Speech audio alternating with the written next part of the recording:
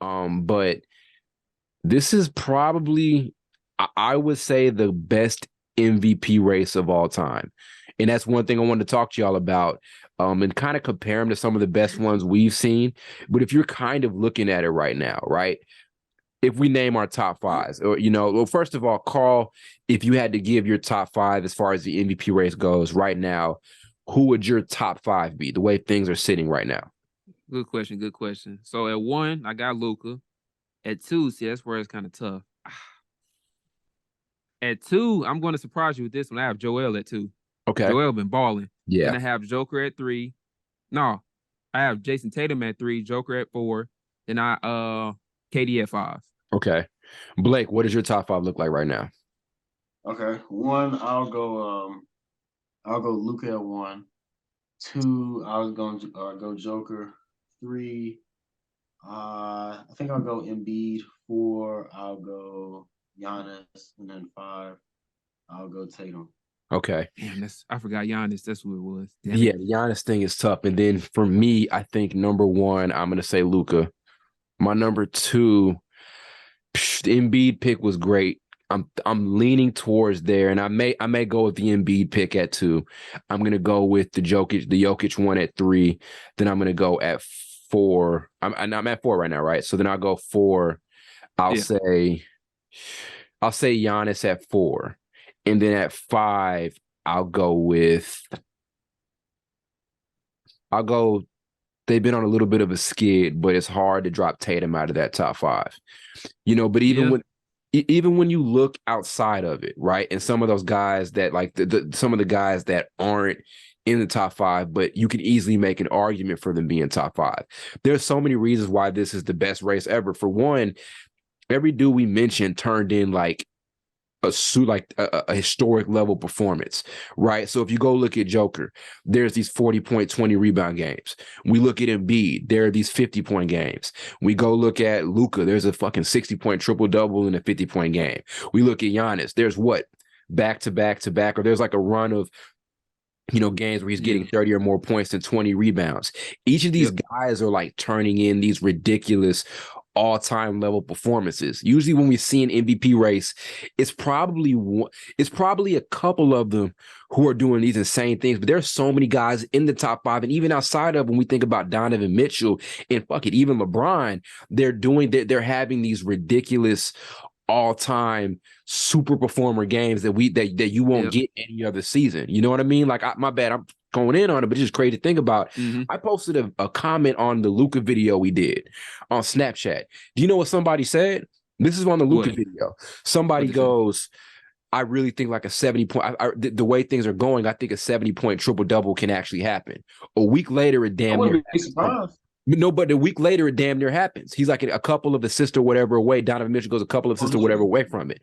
Yeah, so it's kind of like we've never seen a race where these guys are just doing things the way they're one-upping each other with their performances. We've never seen it before. It's really insane when you think about it. Yeah.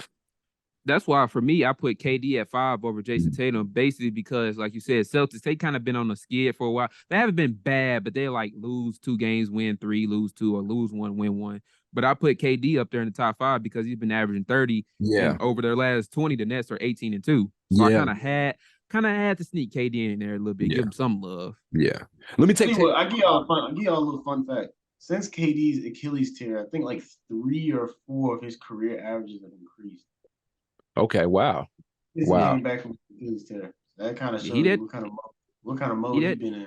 Yeah. He that dude. Him getting an injury like that, people always said it wasn't going to affect his game like that because he was never super athletic. And they weren't lying. They weren't lying. So.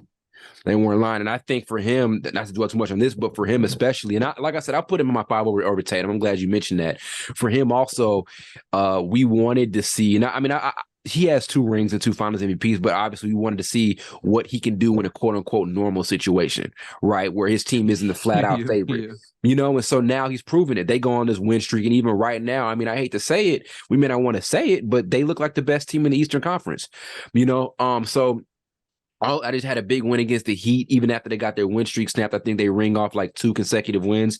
So they had the biggest win streak this season, and now they're kind of back on track for it. But yeah, like I always judge the MVP race based off of like usually when we look at the race, it's probably between 2 guys, right? Last year, the entire conversation was just Joker and Joel Embiid. It was Ja for a minute, but then he got hurt. But you even look at probably the best race we've seen. Before this was probably the Russell Westbrook and James Harden one. And, the guy, the third guy in that conversation that year was Kawhi Leonard, but we still look at that one as the Russell Westbrook versus James Harden MVP race, right? It's usually 2 dudes. Right now, you can legitimately make an argument for 7 guys being top 5. To me, there's an argument for Donovan Mitchell being in the top 5. There's an argument for I know you guys kind of had him out there, but there's still an argument for Tatum being in the top 5. If the Lakers in a couple weeks, they're on a 5-game win streak. LeBron's averaging almost fucking 30 points a game. We have almost 7 guys averaging 30. So when maybe a week and a half, we're going to talk about that too, because that's going to be a fun one. But in like a week and a half, if the Lakers keep this up, LeBron's going to be in there. That's 8 guys, 7 or 8 guys. That goes against your point. We've never seen this many guys in the MVP race like this. And you know why? Because we never had 7 dudes averaging 30 or more plus points. That just never happened. Yeah. So that shows you the talent that's in the league. That shows the talent that's going to go along with the topic we're going to talk about later, like Ty said, but that's still crazy to me. It's like, insane. It used to be so rare for 1 or 2 dudes to be averaging 30 or more. You have 7. Yeah, crazy shit. And even when you look at the teams, and so in the MVP, to me, it speaks also to where the game is at right now. There's no clear cut. You can't name me a team right now that's the clear cut favorite to win a title. If I go ring off the conference standings right now, right? If we just go look at these teams, let me look up NBA Eastern Conference standings. If we look at these teams, there's no favorite. Like, so the MVP race is legit parallel to like when we project these teams we think are the favorites or whatever. The race is parallel to the way teams are playing. The Celtics have the top seed right now in the East, but you can't tell me right now they're definitively better than the Nets or the Bucks. You know what I mean? I wouldn't mind betting with the Cavs. I wouldn't mind saying the Cavs could get them in a 7-game series. You can't tell me the Sixers are way out of it. You know what I mean? Then you go look at the West. The Nuggets and Grizzlies are tied, but you can't tell me they're that much of a better team than the Pelicans. You know what I'm saying? No. Like when the Warriors get their shit together, like they're going to be back in there. The Clippers are able to stay healthy. They'll be back in there. Who knows what the Lakers do? Because that's something to watch. I don't know if y'all putting value on it, but they've won 5 straight. It is something to watch with them, but you got to understand they won 4 straight before, not 5, and then lost 3 more. So they're back where they were to start it out at anyway, it being 0 and what they start the season at 0-6. Yeah, worst start. Something like that. So they're still I think it's like 2-2. Yeah. They're still trying to work their way up to catch up to at least 500 because they started off 0-6. If they never start out 0-6, their record would probably be at least decent. Yeah. So yeah, but that's a good point. And even looking at that, Jesus Christ, when you look at everybody outside the top 3 in the West, the Mavericks, the Kings have been staying steady at 5. The Suns are at 8. The Blazers 10, the Lakers. It just looks insane right now. But like I said, the MVP race is just parallel to the way the NBA standards are looking right now. There's just no clear-cut favorite, and I love it. It's kind of like because you just mentioned the standings. It's kind of like the standings. If you look at the standings, East and especially West, if we've been honest, even between 1 and 3 and 4 and 5 and 6 seed, they're like a game and a half apart. That's hella close. That's like the MVP race. Everybody's close. Yes. See? Yeah. We like think about this too, and we had a video on this. If you didn't see it, go check it out. We literally said Christmas week, it was all about Nikola Jokic. Earlier this season, like around when the Celtics beat the Lakers in LA, it was Tatum, right? And then now we get into the week after Christmas week, around New Year's week. Who's the favorite? Luka, because he decides to go get 60 points to 20 rebounds. And then the week after that, when we look at probably this past week, I say the top guy is maybe Joel Embiid. You know what I'm saying? Or it could be somebody else if I'm thinking about it. So it's literally like we're seeing, and Donovan Mitchell is going to jump right back into some people's top 5s. Not saying mine, but into some people's top 5s. It's literally, you just said it. It's taking a game for the MVP race to change that drastically. It's not taking. Usually it's like we change the ladder after like 2 or 3 weeks. It's changing on like a weekly and almost daily basis. It's crazy shit. We've never seen this before. I'm going to go on a limb. This is random, but it's not. I'm going to say we're going to have another player that's going to be into that MVP discussion. I guarantee you all a month from now, Dame go be in it. I guarantee you. Watch. I say Ja before Dame. You can Ja's a good one. Ja's one. valid. Ja's a valid one. But I've seen, especially Ja too. I've seen both of them, Ja and Dame, play better over these last like probably week or so. I think it's on, especially with Dame. I think it's only a matter of time before he get hot. Because he kind of been hurt this whole season.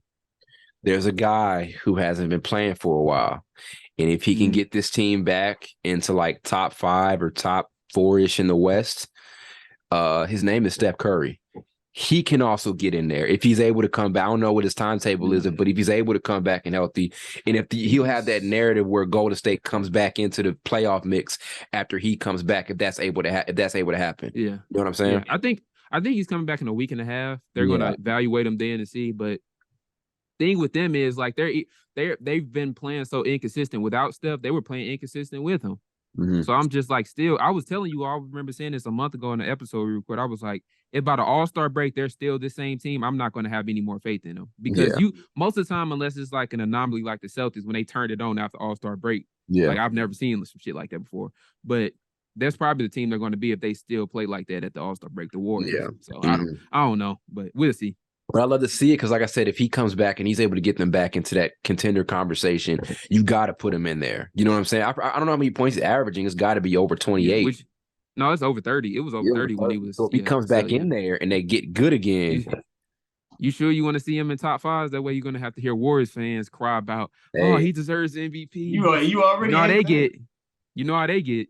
But you know what? I wouldn't mind because right now with Curry, what we're seeing is I don't know if I don't want to say it's too late, and this is gonna be weird to say, but I don't really care. Stephen Curry he's shooting for the stars. The next thing Curry need to go for is greatest player of all time arguments. So I want to see him get as many more MVPs and rings as possible. So Carl ain't gonna like it.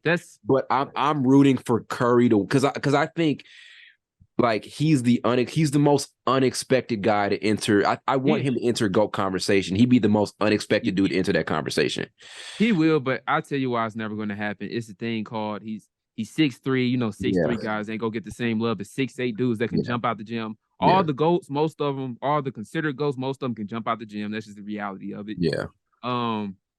They have more Finals MVPs. They've had way more clutch moments than Steph. Steph is obviously the best shooter of all time, but he just doesn't have a lot of clutch moments to match up with. That's not true. That's not true.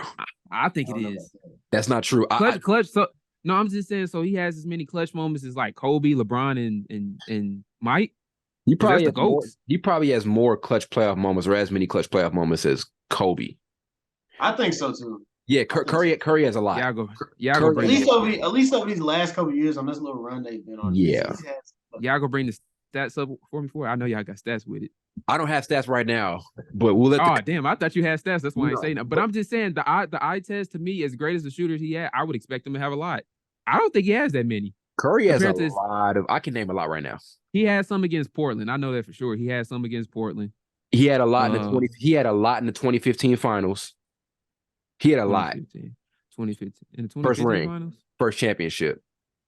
Oh, the one where he didn't win Finals MVP? No, I'm just playing. He should have won that. But even with that, everybody knows he got robbed of like a Finals MVP. Yeah, I think the most he's had, you're probably not even gonna argue with this, is 2016. That's his best season ever. He had a lot of moments. There was even a game where he came back after an injury. Curry's got a lot of clutch playoff moments. So I'm gonna have to look that up because let's look up Steph Curry clutch. I don't know. I expect him. You all saying he got. I just expect him to have. When you saying GOAT conversation, I expect him to have more. I don't. Maybe I'd be wrong, but I don't think he has a ton. I think the time went by so we don't realize the Curry thing started like a decade ago because this last 10 years went by so fast. So I think we haven't put it in perspective. I watched the video. I was like, damn, he does have a lot of moments. But yeah, like I think he's shooting for the stars. That's why I'm rooting for him a lot more because I want to see him enter the GOAT conversation. I think for everything he's done for the game of basketball, he can get there within like a season or two. Yeah, I'm rooting for him to keep winning those championships or whatever the case may be. I think he's already there. Yeah, there's an argument. I think this last title run is kind of solidified him. especially But what he was doing in Boston. I think that kind of that I think has to give him some looks towards that GOAT conversation. It does, because even in Boston, he had a lot of moments in that series. Mm-hmm. Yeah, no, I think he got a ways to go for that. I ain't even gonna lie to I don't you. know, GOAT, like you all saying like top. What when you say that, do you mean like top 5 consideration or top 3? I think to be in the conversation with LeBron, Kobe, and Jordan. I don't think right now, but I think once he retires. Once he retires. Once he retires, because he's got some years left. So I mean, Yeah. No, he definitely once he retires, because he's a shooter, so he probably can play. I ain't even lying to you. He can at least play another 7 years to 8. Yeah. I think so. If he But wants to. Yeah. but I don't know. I have to see. But GOAT. I don't think he on his way now. Well, he can be on his way, but I don't think he's gonna get there. That's just me though. Yeah. I can see. I don't like Golden State, so I'm never going to support anything you all bring up about Steph. Yeah. So this opinion is coming from hatred. Oh, you damn right it is. But no, but yeah, I don't know. We'll see. Yeah, but the point that he can even, like, y'all just brought it up, like back to the MVP thing. The point that all these guys can, like, there were 3 dudes we just rung up that can enter that can become arguments for top 5. Like I said, if the Lakers keep on this streak, let's say 2 weeks later we come back and they're magically like back into like playing territory, which can happen because they've won some good games even without AD. And LeBron's doing what he's doing, he'll be in there too. You know what I'm saying? So that's why I think this is the only race I would say was better. There are a couple in NBA history, but the best one I remember seeing was the Russell Westbrook and Harden thing, because one, you had Russ's triple doubles, then you had Harden putting up those insane numbers, and it was like first year as a point guard. But this one, like I said, they're legitimately by All-Star break, which is like mid-February, right? They're gonna be they're gonna be about 8 names, bro. If everything stays on track the way it is, there are going to be 8 names. Blake, you just mentioned it. The Grizzlies are on a win streak as well. I think so. I got to go back and check. Yeah.